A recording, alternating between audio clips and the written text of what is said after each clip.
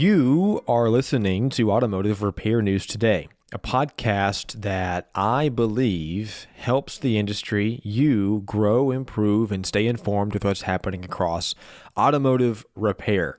Top 10 stories this week are as follows.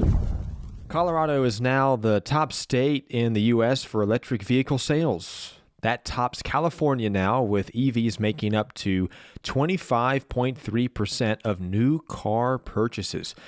Governor Jared Polis discussed that what's driving the shift is a $5,000 state tax credit for EVs under $80,000, plus additional federal and state rebates. The state also boasts over 5,500 public charging ports, which helps a lot. Also, several hundred are on the way being built. Over 70 workers at the Faurecia Auto Parts factory in Dexter, Missouri are on strike, citing safety concerns, occupational injuries, and wages.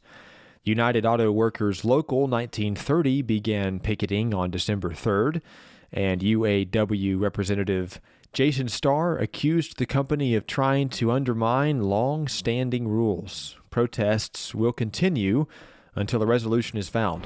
Repairify has announced a partnership with AutoWares to provide AutoWares customers access to Aztek's diagnostic technologies.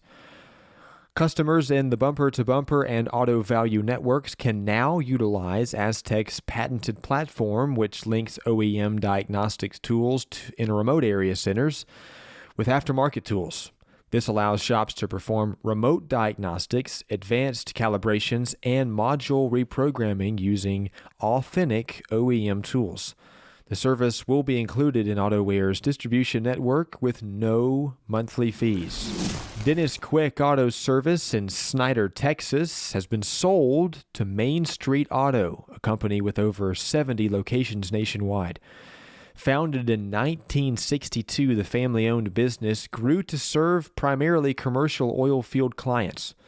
Generational Group led the acquisition and marks a new chapter for the 30,000 square foot operation with over 20 employees. Tom's Truck Center marked Giving Tuesday with a $300,000 donation to the CNCDA Foundation, supporting programs to train future automotive technicians. With over 4,300 open positions in California for techs, the demand for skilled workers in the evolving auto industry is critical right now. The funds will expand scholarships, mentorships, apprenticeships, and training resources. If you'd like to learn more or join the cause, touch the link in the show notes. Max Caldwell of Pratt, Kansas, has been named the 2024 Mitchell 1 ASE Master Automobile Technician of the Year. Caldwell, an instructor at Pratt Community College, earned the award for his top ASE test scores, certifications, and dedication to automotive education. With degrees from Pratt Community College and Pittsburgh State University, he's pursuing a graduate degree in career and technical education. There's a new tool for techs out there. The Car O-Liner Bench Rack Versa is made with lightweight steel and aluminum ramps for fast, ergonomic access. Supporting up to 10,000 pounds and lifting up to 57 inches, it ensures comfort and efficiency while on the job. Its design enables quick diagnostics, seamless shop integration, and OEM-compliant lifting for EVs. Features like quick clamping arms boost efficiency, helping shops process more vehicles and improve profitability. Again, the new tool is Car O-Liner Bench Rack Versa. The National Institute for Automotive Service Excellence, ASE, is surveying brake repair tasks to refine certification standards and training. When you take the survey, whether you're ASE certified or not, you'll be entered to win one of 5 $100 Amazon gift cards. Industry input is vital for shaping ASE certifications, so if you can, take the time today, take the survey. You have until January the 3rd of next year to contribute. To take it, touch the link in the podcast show notes.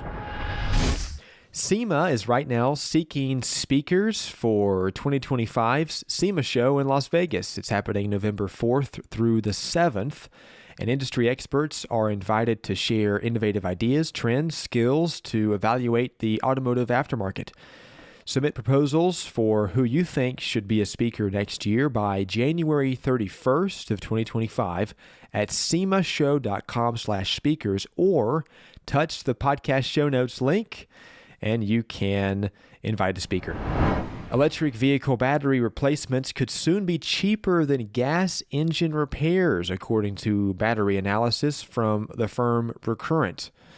Declining EV battery prices have already dropped replacement costs from 100% of a $15,000 car's value in 2020 to 75% today. By 2030, this could fall to just 30%. EV battery prices are now 90% lower than in 2008, per the U.S. Department of Energy. Recurrent predicts a booming market for used batteries by the year 2030, with second life uses like energy storage providing added value for EV owners. If you have news that needs to be shared on this podcast or our social media channels, I want to know. I'd love to interview you or someone you know, so reach out to me, Braxton, at automotiverepairnews.com. That's Braxton at automotiverepairnews.com. It's also critical. I'd love for you to rate this podcast and share to those you know, trying to keep the industry informed. Thanks for listening this week. Hey, if you're still here, thank you so much for listening to this episode of Automotive Repair News today. If you enjoyed the show, please take a moment, like, share, subscribe to the podcast. That'll help us out a big deal and help grow the show. And you know what? While you're at it, slap on a review too if you feel like this content is helpful for the industry. Don't forget to follow us on all your favorite social media platforms. We're on Facebook, TikTok, YouTube, Twitter, Instagram, LinkedIn. Stay connected and be the first to know about new episodes, behind-the-scene content, and more. And until next time, let's make the industry better together.